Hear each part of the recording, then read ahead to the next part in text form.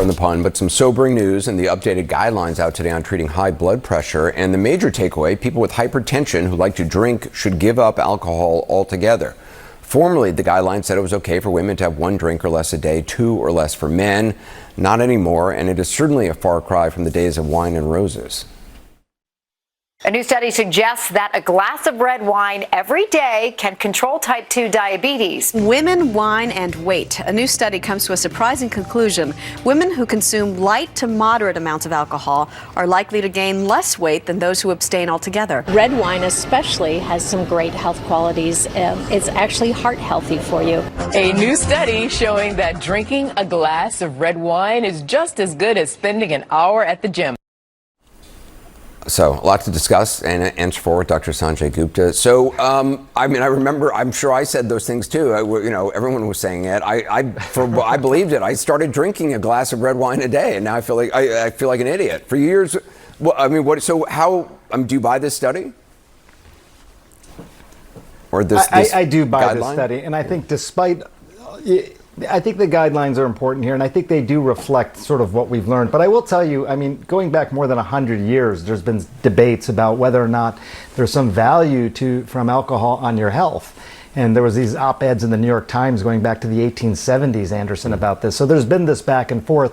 But I think if you look back over the last 50 years or so, other than like in the early 90s with this thing called the French paradox, which may have been what convinced you to drink a glass of wine a night, most of the data has really pointed towards problems with alcohol. Increased risk of breast cancer and stroke. That was in the 80s. 1992, again, that French paradox I just mentioned. But look, over the last 10 years, increased risk of cancer again. In 2018, a significant statement that came from the World Health Organization saying no amount of alcohol is good for your health. But I think what's really driving this concern and these new guidelines now about basically saying abstain completely has to do specifically with cardiac health and blood pressure, even more specifically. If you have even moderately high blood pressure, the guidance is simply don't drink. It's too much of a risk. Alcohol has been such a big part of American culture for a long time, but we are seeing more people give it up.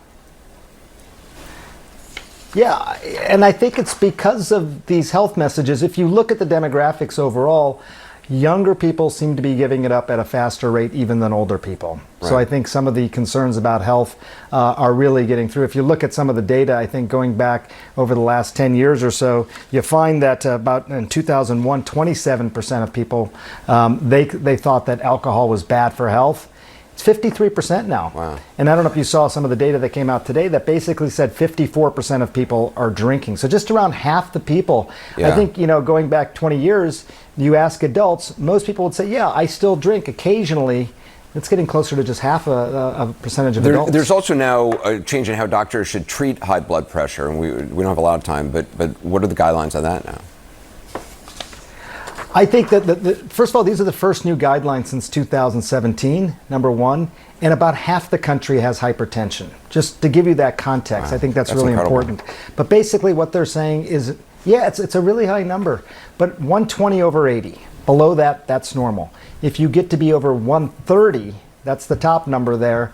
That's when they say for the first 3 to 6 months, lifestyle changes, really focus on that, healthy weight, reduce salt, exercise. But then, importantly, if no change after 3 to 6 months of lifestyle changes, possibly considering medication at that point. And again, abstaining from alcohol, a pretty firm recommendation at that point. All right. Dr. Sanjay Gupta, thanks so much.